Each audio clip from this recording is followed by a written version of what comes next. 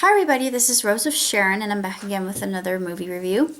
I just recently got a chance to see The Breadwinner, which I've heard nothing but good about.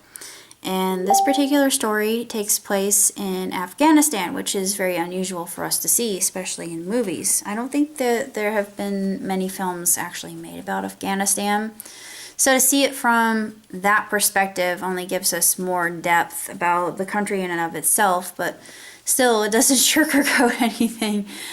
And I like Padma and her narrative in the children's story that she tells her brother, and it's done in a pop-up book fashion, which is very lush and vibrant and detailed and actually quite beautiful to behold.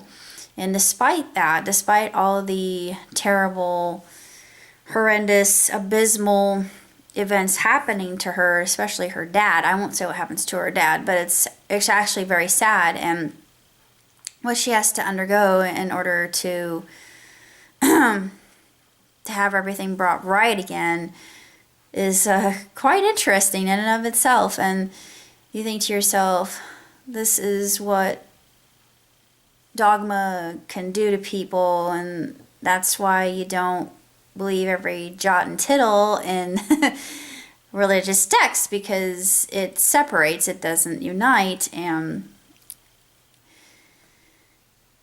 people think some things are the absolute way or the one true method of following righteousness, and I think it's up to interpretation. And the Quran, like the Bible, was divinely inspired, yes, but men are flawed, so who's to say that it really was the voice of Allah? I mean, I hate to say that, hopefully it's infidel, flame, flame, flame. Yeah, I know they're going to get flamed for that, but that's what I feel. I'm not one of those fundamentalist people. But I like to say that the movie itself is very lushly detailed. You have the two stories that are intertwined in and of themselves, and the harrowing adventure that Padma has to go on with her friend. And it ends sort of happily, but it really reminded me of the ending of Persepolis, because like Persepolis, it's kind of up in the air. It's up to the viewer to think, well, perhaps this is as happy as an ending as we're going to get. And all in all, the movie was just absolutely beautiful. It's gorgeous to look at. There's the setting, the open air market. You get a feeling for what it's like. And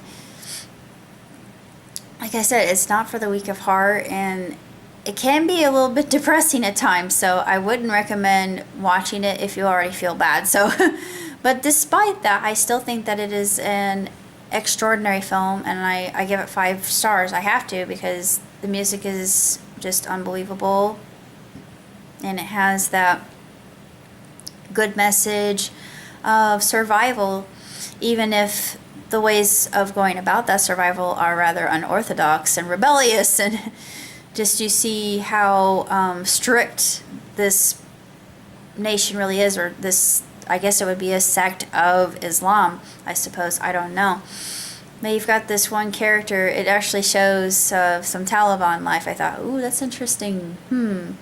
I was always intrigued about how the other half lives, how they see the world and everything, and you just see how zealous they are, and you think zealotry is not a good thing. But it's just the whole idea of, I'm brainwashed and I'm doing this for the glory of a certain ideal. And that's another thing I don't like about religion. And I don't consider myself a religious person. I know that that shocks a lot of people. I'm not a religious person. I'm a spiritual person. There's a difference. I do believe in Jesus Christ. I do admit to that. I am a follower. I'm a Christian. But I can't say that I'm religious, because I just can't.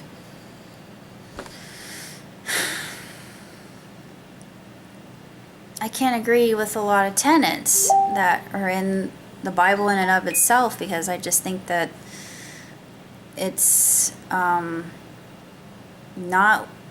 in my understanding of how we were really taught by Jesus himself. I think that the only true doctrine comes from what Jesus actually said and not anything that the apostles wrote. But what do I know? I'm not a scholar, so it's just, that's my opinion. And I know a lot of Bible thumpers out there are going to just say, oh, you're going straight to hell. Well, maybe, I don't know. I was baptized, so I highly doubt it. But still, I really think that it's interesting. It's good to know the Quran a little bit if you're going into this film, and it's very intriguing is to see the culture and how women are treated versus the men, and you think, oh my gosh, this is awful. But that's just the, like Padma's friend said, that's just the way it is. They just don't question it. They don't really object, or because if they do, then they're insubordinate and they get whipped, and it's horrifying. But despite all that, I really think that it is a beautifully drawn film, and the different perspectives that you see are very interesting.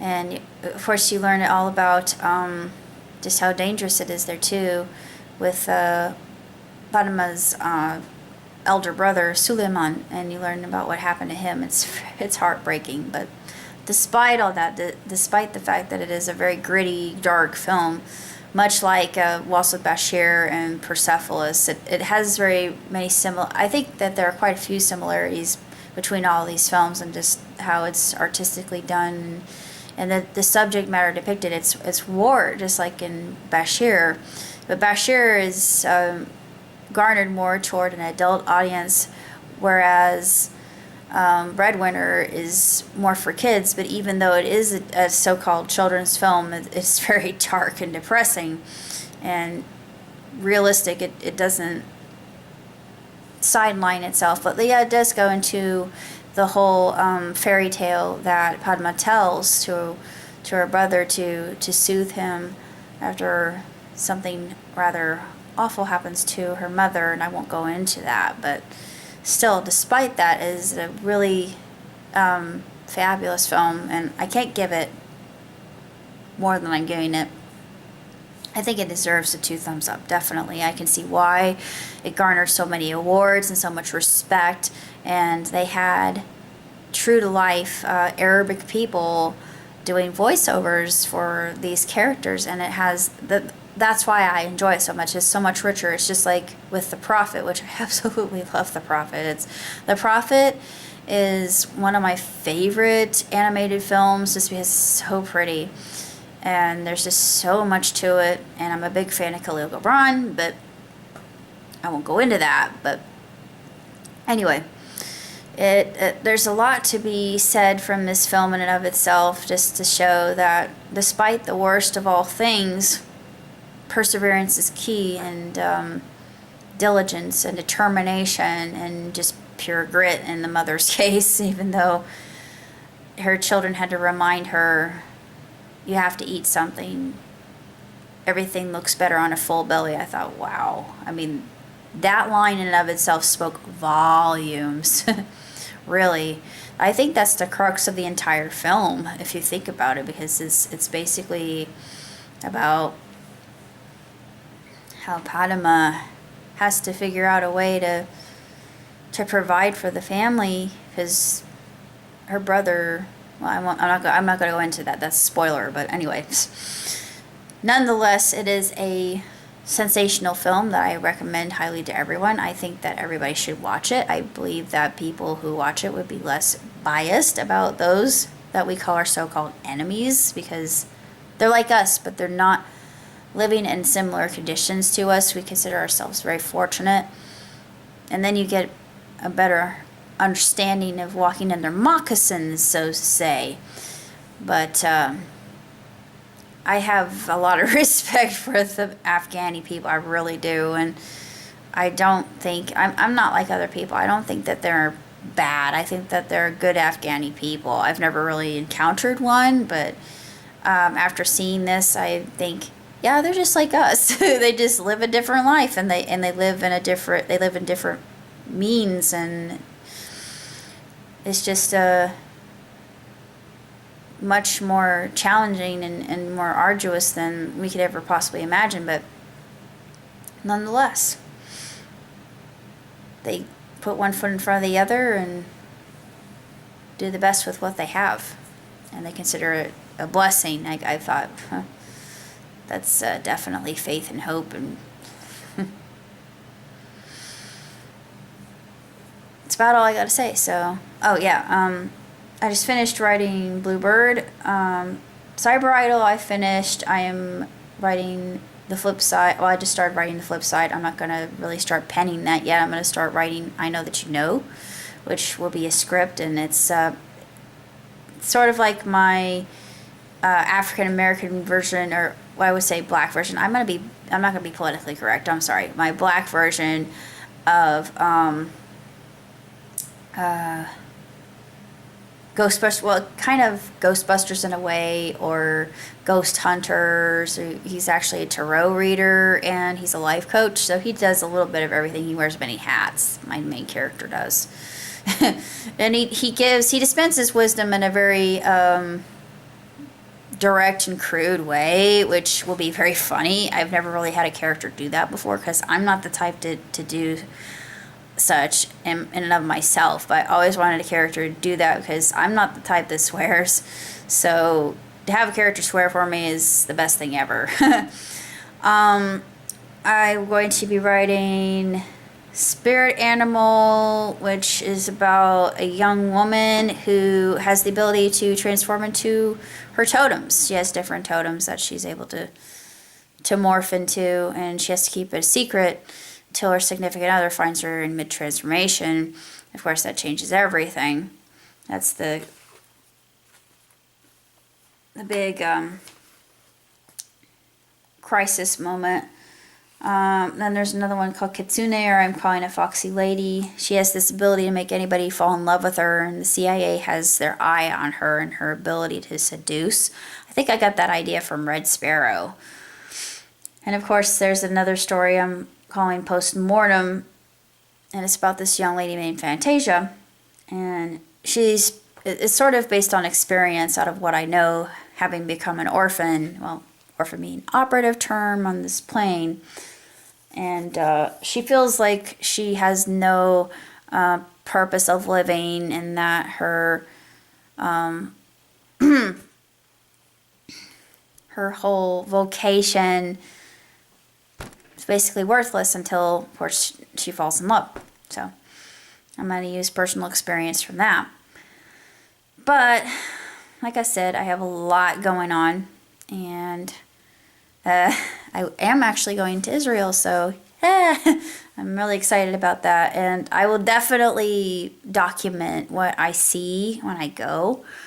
So expect a lot of pictures from me, expect Israeli music, and it's going to be absolutely phenomenal. I'm so excited. You have no idea, because this is my heritage. Actually, it's my dad's side. That's my heritage, so I feel very strongly about this, and I want to follow it just like I want to do with eventually traveling to Brazil. Brazil and mainly Argentina, because there's a cemetery in Argentina. I've spoken about that before, but I have family members that are buried in that exact cemetery, and I thought, oh, that's interesting. No one else knows about this but me right now, and I intend to find more. I intend to do a little bit more digging and do some discovery on my own, and enrich my family because of it, both sides. But I know little, next to nothing about Pop's side of the family, so it's an adventure for me, and I love it. This is the most alive I've ever felt in my entire life, so it's good. So that's all I gotta say. Until next time, live long, prosper, ciao, tutti.